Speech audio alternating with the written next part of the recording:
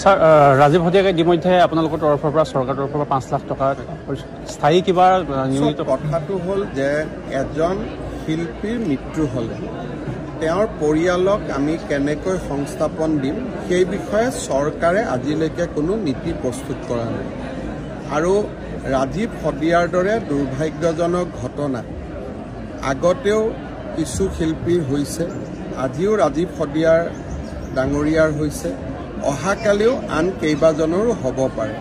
গতিকে এই সম্পৰ্কত চৰকাৰৰ দৃষ্টিভংগী কেনেকুৱা হ'ব তাৰ বিষয়ে আমি আলোচনা কৰিম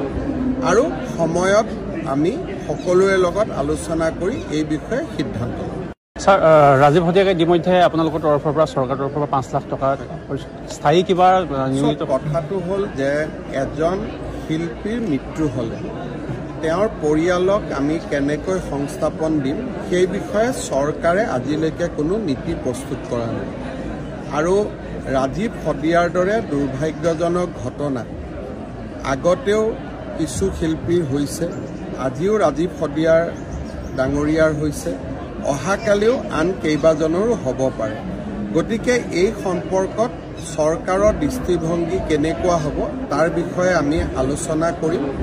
আৰু সময়ত আমি সকলোৰে লগত আলোচনা কৰি এই বিষয়ে সিদ্ধান্ত ল'ম স্যাৰ ৰাজীৱ হদিয়াকে ইতিমধ্যে আপোনালোকৰ তৰফৰ পৰা চৰকাৰৰ তৰফৰ পৰা 5 লাখ টকা